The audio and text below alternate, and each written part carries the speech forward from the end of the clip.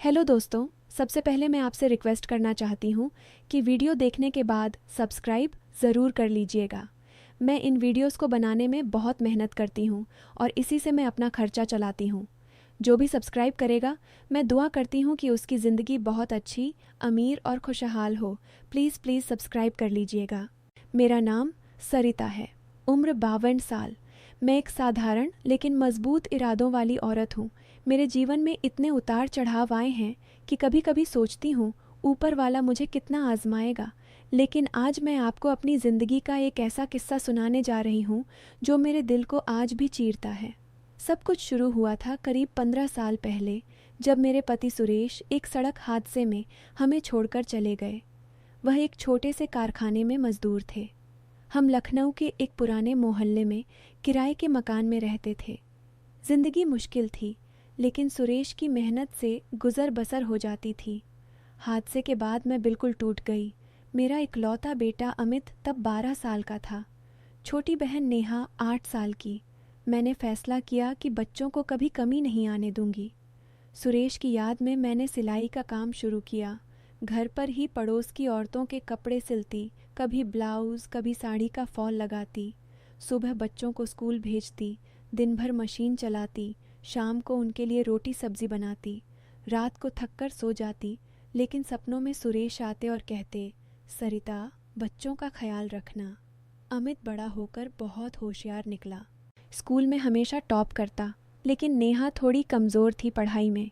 मैंने अमित को हमेशा सिखाया, बेटा, परिवार पहले, तेरी बहन की देखभाल करना। वह मानता भी था, घर की जिम्मेदारी समझता। लेकिन जैसे जैसे बड़ा हुआ, बाहर की दुनिया ने उसे बदलना शुरू कर दिया। अमित अब 27 साल का हो चुका है। उसकी लंबाई 5 फुट 10 इंच, सांवला रंग, मजबूत कंधे और आंखों में एक तेज चमक। कॉलेज में वह सबका चहेता था। इंजीनियरिंग की डिग्री ली, लेकिन नौकरी की बजाय अपना बिजनेस शुरू करने का सपना देखता। मैंने कहा, बेटा, पहले स्थिर हो जा। लेकिन वह बोला, माँ, मैं बड़ा बनूंगा, तुम्हें आराम दूंगा। नेहा अब 23 साल की है। उसने बीए किया और एक छोटी कंपनी में क्लर्क की नौकरी कर रही है। वह शांत स्वभाव की है, लेकिन परिवार से बहुत प्यार करती। मैं सिलाई का काम जारी रखे हुए थी। हमारे मोहल्ले में सब मुझे इज्जत देते, कहते, सरिता भाभी ने अकेले 2 बच्चों को पाला, क्या हिम्मत है। लेकिन अंदर से मैं हमेशा चिंता में रहती। मिडिल क्लास की ज़िंदगी में पैसे की तंगी, बच्चों की पढ़ाई का खर्च, नेहा की शादी की फिक्र। अमित को मैंने कभी मना नहीं किया, उसकी हर ख्वाहिश पूरी की। नतीजा, वह थोड़ा खुदगर्ज हो गया। शाम को देर से घर आता, दोस्तों के साथ घूमता, कभी कभी पैसे उधार मांगता। एक बार वह रात 1 बजे लौटा। मैं जाग रही थी। पूछा, बेटा, कहाँ थे? वह बोला, माँ, बिजनेस आइडिया पर चर्चा कर रहा था। तुम फिक्र मत करो। मुझे डर लगने लगा कि कहीं गलत संगत में न पड़ जाए। मोहल्ले में अफवाहें उड़ती कि अमित अब बड़े लोगों के साथ घूमता है। मैंने सोचा, जल्दी उसे कोई जिम्मेदारी दे दूं, शायद बिजनेस शुरू करे तो संभल जाए। एक दिन अमित घर आया और बोला, माँ, मुझे एक अच्छा मौका मिला है। मेरा दोस्त विक्रम है, वह एक छोटा सा ट्रेडिंग बिजनेस चला रहा है, कपड़ों का आयात निर्यात। वह पार्टनर ढूंढ रहा है। अगर मैं ज्वाइन करूं तो हम बड़ा कर सकते हैं। विक्रम की उम्र 30 साल, शादीशुदा, 2 बच्चे। वह हमारे मोहल्ले से थोड़ा दूर रहता है, लेकिन अमित का पुराना दोस्त है। मैंने विक्रम से मिली। वह स्मार्ट लगता, बातचीत में चालाक। बोला, आंटी, अमित बहुत टैलेंटेड है, साथ मिलकर हम लाखों कमाएंगे। मैंने अमित को हाँ कह दी, लेकिन दिल में एक गांठ बंध गई। मैंने अपनी सारी सेविंग्स, करीब 5 लाख रुपये, अमित को दे दिए। सुरेश की पेंशन से जोड़े थे। अमित बोला, माँ, तुम देखना, मैं दुगुना करके लौट आऊँगा। नेहा ने भी अपनी नौकरी से कुछ पैसे दिए। बिजनेस शुरू हुआ। पहले महीने अच्छा चला। अमित घर पर खुश रहता, नेहा को गिफ्ट लाता। मैं सोचती शायद सब ठीक हो जाएगा, लेकिन धीरे धीरे बदलाव आने लगे। अमित घर कम आने लगा। फ़ोन पर बात करता, लेकिन डिटेल्स नहीं बताता। एक दिन नेहा बोली, माँ, भैया के बिजनेस में कुछ गड़बड़ है। मैंने सुना है विक्रम बहुत लालची है। मोहल्ले में बातें हो रही हैं कि वह पहले भी पार्टनर्स को धोखा दे चुका है। मैंने अमित से पूछा। वह गुस्सा हो गया। बोला, माँ, तुम क्यों नेहा की बातों में आती हो? विक्रम मेरा दोस्त है, सब ठीक है, लेकिन मेरी चिंता बढ़ती गई। मिडिल क्लास परिवार में पैसे की कीमत पता होती है। मैंने सालों की मेहनत से जोड़े थे। अब अगर कुछ गलत हुआ तो नेहा की शादी कैसे होगी, इज्जत कैसे बचेगी। एक शाम अमित घर आया, चेहरा उदास। बोला, माँ, बिजनेस में थोड़ा लॉस हुआ है। विक्रम कह रहा है और पैसे लगाने पड़ेंगे। मैंने पूछा, कितने? वह बोला, 2 लाख। मेरे पैरों तले ज़मीन खिसक गई। मैंने कहा, बेटा कहाँ से लाऊं? नेहा की नौकरी से थोड़े पैसे आते हैं, लेकिन इतने नहीं। अमित बोला, माँ तुम फिक्र मत करो, मैं मैनेज कर लूँगा। लेकिन उसकी आंखों में कुछ छिपा था। अगले दिन नेहा रोते हुए आई। बोली, माँ, भैया ने मेरी कंपनी से उधार मांगा है, लेकिन मैंने मना कर दिया। मुझे डर लगता है। मैंने अमित को बुलाया, पूछा, बेटा सच्चाई क्या है? वह टाल गया। मैंने फैसला किया, खुद जाकर विक्रम से मिलूंगी। मैं विक्रम के ऑफिस गई। छोटा सा गोदाम जैसा, कपड़ों के बंडल पड़े हुए। विक्रम मिला, मुस्कुराया, बोला, आंटी आइए चाय पिएं। मैंने सीधे पूछा, बेटा बिजनेस कैसा चल रहा है? अमित कह रहा है लॉस हो रहा है। विक्रम बोला, हाँ आंटी, मार्केट डाउन है, लेकिन जल्दी रिकवर होगा। मैंने कागजात मांगे। वह टालने लगा। मेरी शंका बढ़ गई। घर आकर मैंने अमित से कहा, बेटा मुझे डर लग रहा है, विक्रम पर भरोसा नहीं। अमित बोला, माँ तुम क्यों बीच में आती हो?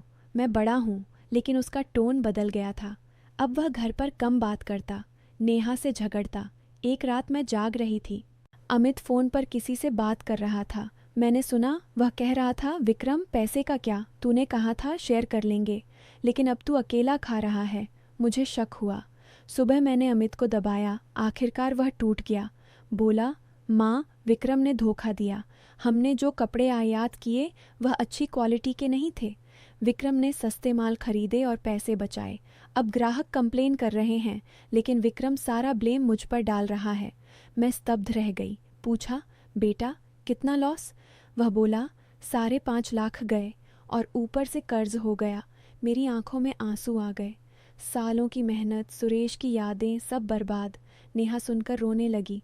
बोली, माँ मैं कहती थी ना, भैया को रोकिए। अब हमारी इज्जत क्या होगी? मोहल्ले में लोग क्या कहेंगे? मिडिल क्लास में ऐसी बातें जल्दी फैलती हैं। मैंने अमित को गले लगाया। बोली, बेटा चिंता मत कर, हम साथ हैं। लेकिन दिल में गुस्सा था विक्रम पर। वह लालच में अंधा हो गया था। अमित का दोस्त होने का फ़ायदा उठाया। मैंने फैसला किया, खुद जाकर विक्रम से बात करूंगी। अगले दिन मैं फिर ऑफिस गई। विक्रम वहाँ नहीं था। उसका असिस्टेंट बोला, साहब बाहर गए हैं। मैं इंतज़ार करने लगी। तभी एक फ़ोन आया विक्रम का। मैंने छिपकर सुना। असिस्टेंट कह रहा था, साहब अमित का फ़ोन आया था, वह पैसे मांग रहा है। विक्रम बोला, उसे कहो मैंने कुछ नहीं लिया, सारा माल तो बिक गया। लेकिन मैं जानती थी झूठ है। मैं घर लौटी और अमित से कहा, बेटा हमें प्रूफ ढूंढना होगा। नेहा ने मदद की। वह अपनी कंपनी से कुछ कनेक्शन इस्तेमाल करके विक्रम के बारे में पता लगाने लगी। पता चला विक्रम पहले भी 2 पार्टनर्स को धोखा दे चुका है। लालच में वह पैसे हड़प लेता। हमारे केस में उसने आयात के पैसे से अच्छा माल खरीदने की बजाय सस्ता लिया और अंतर की रकम अपनी जेब में डाल ली। अब ग्राहक रिटर्न मांग रहे थे, लेकिन विक्रम गायब होने की प्लानिंग कर रहा था। अमित सुनकर टूट गया। बोला, माँ मैंने गलती की, तुम्हारी बात नहीं मानी, नेहा से झगड़ा किया। मुझे इतना लालच हो गया था अमीर बनने का कि दोस्त पर ब्लाइंड ट्रस्ट कर लिया। मैंने कहा, बेटा गलती सब करते हैं, लेकिन अब सुधारने का वक्त है। हमने प्लान बनाया। नेहा ने विक्रम के एक पुराने पार्टनर से बात की। उसने बताया, विक्रम के पास सारे रिकॉर्ड्स हैं, अगर पुलिस गई तो वह फंस जाएगा। लेकिन विक्रम चालाक था। वह मोहल्ले में अफवाह फैला रहा था कि अमित ने गलती की, बिजनेस बर्बाद किया। हमारी इज्जत पर दाग लग रहा था। पड़ोसी पूछते, सरिता भाभी अमित का बिजनेस कैसा? मैं मुस्कुराती, लेकिन अंदर जलती। परिवार की इज्जत, बच्चों की शादी, सब दांव पर। एक शाम विक्रम घर आया। बोला, आंटी अमित गलत बोल रहा है, मैंने कुछ नहीं किया। लेकिन उसकी आंखों में लालच झलक रहा था। वह बोला, अगर आप चाहें तो मैं थोड़े पैसे दे सकता हूँ, लेकिन अमित को ब्लेम लेना होगा। मैं गुस्से से कांप गई। बोली, बेटा तूने मेरे बेटे को इस्तेमाल किया, लालच में परिवार तोड़ा। विक्रम हंसा। बोला, आंटी बिजनेस में ऐसा होता है। अमित खुद लालची था, बड़ा बनना चाहता था।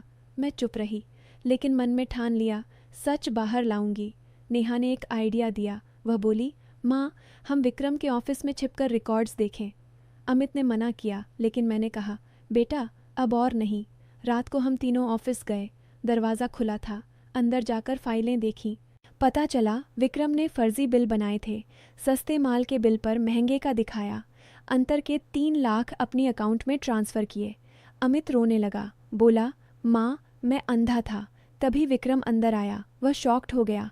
बोला, तुम यहाँ क्या कर रहे हो? मैंने कहा, बेटा, तेरी करतूत सामने आ गई।